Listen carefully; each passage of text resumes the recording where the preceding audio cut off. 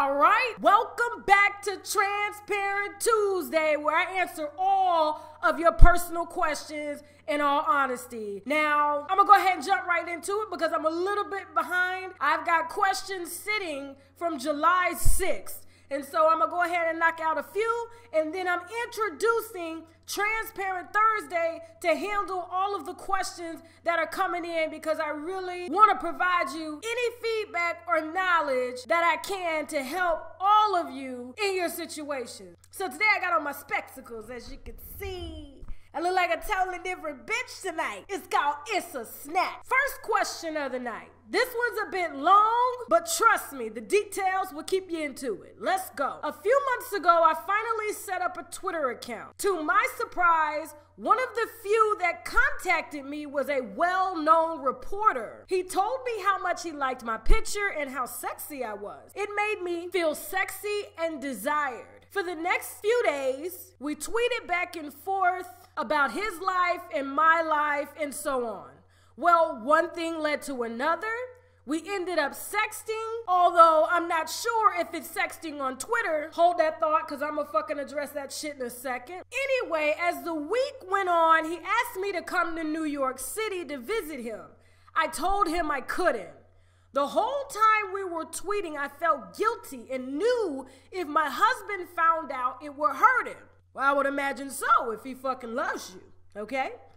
So I put a stop to our communications. All right, we getting somewhere. But for some reason, there's always a but, I can't stop thinking about him. I find myself watching him on CNN and MSNBC whenever he's on. I listen to his podcast. I can't seem to get him out of my head.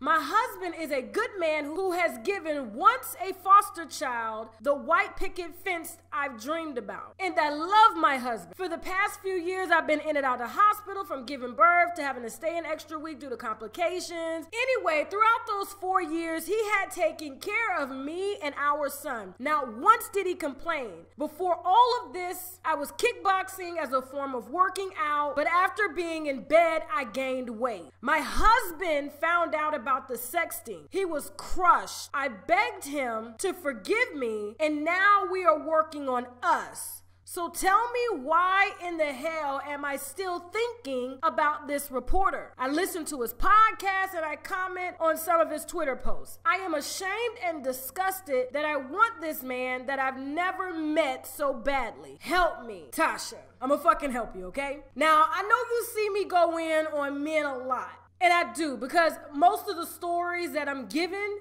these men deserve for somebody to go hard on. Now, I do believe in equal opportunity, which means men and women are equal. And so, now a lot of this shit that you told me in this post was more so bullshit.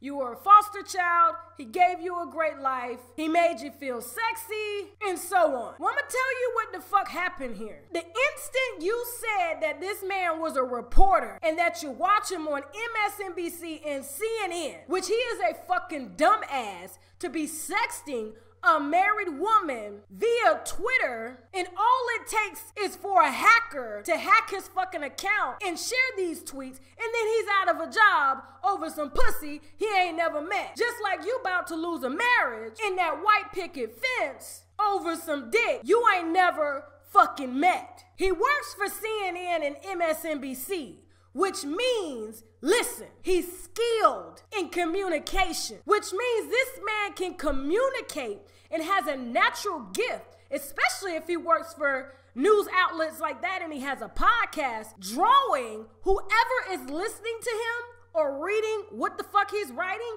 into him.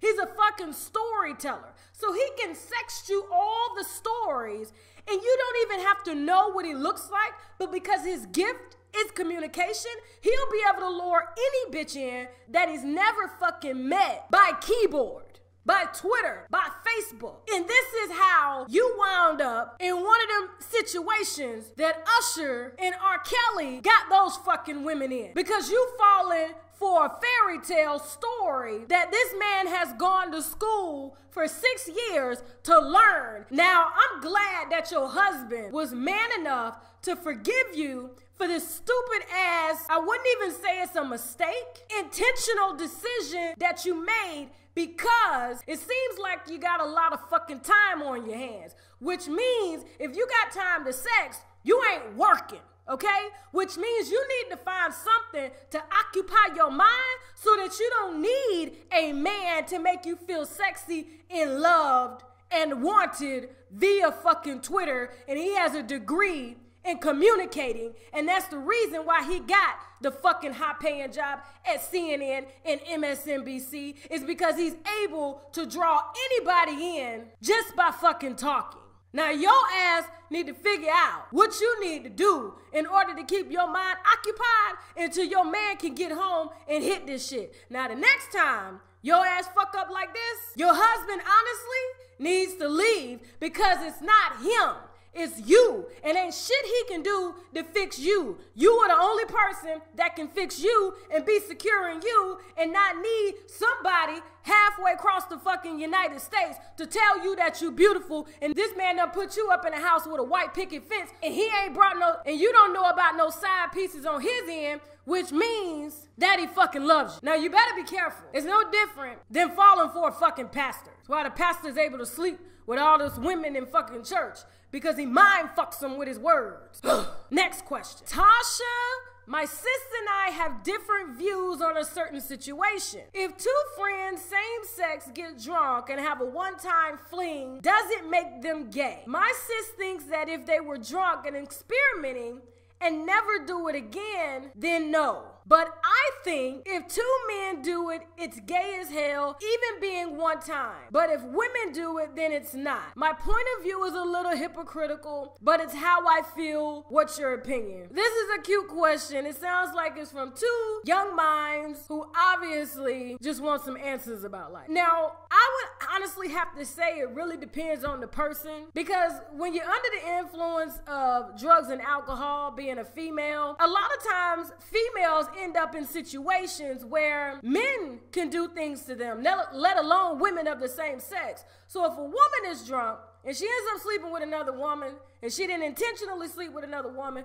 or maybe she intentionally slept with that woman because she wanted to see how it was to sleep with a woman, then if you weren't in your right mind, in my opinion, you're unable to make a clear decision on what your true sexuality is, because you were under the influence. Now, for a man, in order for another man to fuck him in the ass, he gonna need to be under some fucking drugs or alcohol to take that dick going in his ass. Hell, I'm not even fucking gay, but taking a man in my ass, I need to sedate myself in some type of manner. So if a man does it and allows another man to fuck him in the ass, he's gay or bisexual. But if a woman does it, I think she gets a little bit of a pass in this, and this is my own personal opinion, because like I said, women can get drunk to the point where men can do things to them, and that bitch can wake up the next day and not remember nothing. But there's no way a man can get drunk and not know that he's being fucked in the ass, because that shit just hurts way too fucking bad. And if he allowed it, then he's gay. So I'm with you on this one, okay? No offense to anybody else out there. I'm just saying, I just agree with what you're saying, okay? Thanks for your question. It was cute. Next question. Hey, Tasha. So about a year ago, I met this guy at my job. At first, I didn't notice him because I went there to work and not to date or socialize. But long story short, we ended up dating after discovering our chemistry. We lasted for about 6 months in total, but we had a few back and forth. I don't know what the fuck that means, but okay. Every time he would leave, things would end up being up in the air, and I would often feel stuck. The reasons surrounding his ghost-like behavior would often stem from his mom. She's very old school, closed-minded, and religious. She recently got diagnosed with breast cancer, and which was when things started to change between us. She really used that to her advantage and got her son to stay away from me, when we broke up last year in December. But we hung on until February of this year, 2017. It felt like we still love each other and that we were back together, whatever the fuck that means to. He asked what I thought about getting back together, and I passed over the question for a number of reasons, but for the main one being that he said he doesn't deserve to be happy his mom is dying. We are both foreigners who come from strict cultural backgrounds. I am 21 and he is 26. The last time we spoke, he mentioned his future plans about moving out, whatever the fuck that means too. I think it's safe to say that we both still care deeply for each other, but at this point, I'm not sure what to do. He was truly one of a kind and loved every inch of me and my history. Well, this is simple. You're 21. He's 26. He still lives with his mother. Now, you said something that kind of, got my light bulbs going off in my head and shit. You said that he was disappearing and had ghost-like behavior before his mom was diagnosed with cancer. And now that his mom is diagnosed with cancer, he's basically calling you and telling you that he doesn't deserve to be happy because his mom is dying.